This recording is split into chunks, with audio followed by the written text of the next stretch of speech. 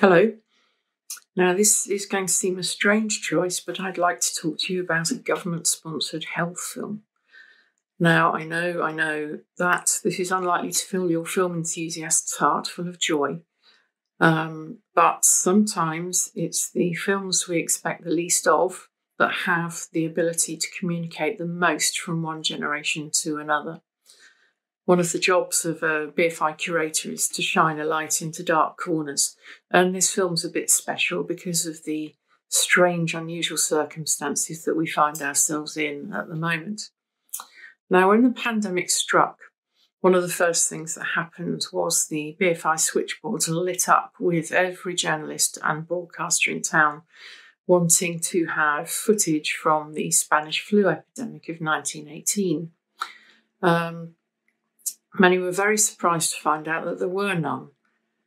So a plague that in the 20th century killed 50 million people worldwide and 100,000 in the UK alone. 200,000 in the UK alone. Think about that number for a second. Left no trace at all in the film record. Now, if you compare that to the colossal number of films that we're archiving at the BFI at the moment of the current pandemic, that's quite extraordinary. We're now so used to seeing images of world events in moving pictures that it's almost inconceivable.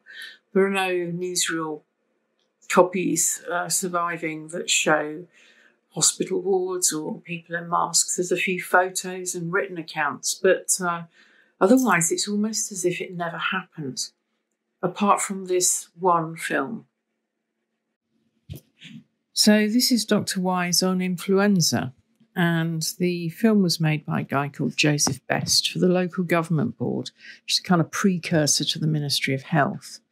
And it was for distribution in cinemas during the deadly second wave of the flu outbreak in late 1918.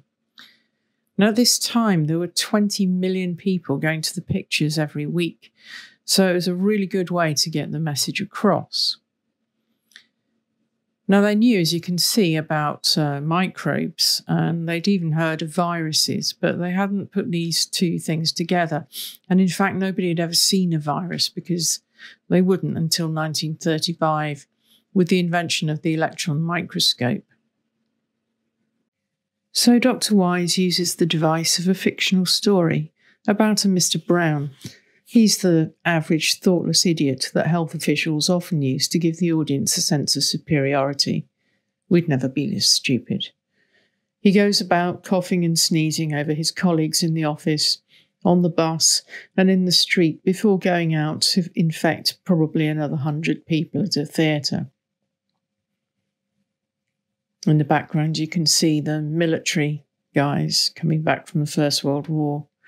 They were actually eventually banned from cinemas and theatres along with school children.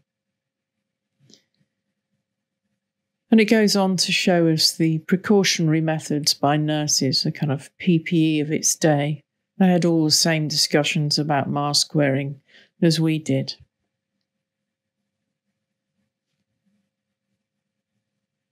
The parallels continue.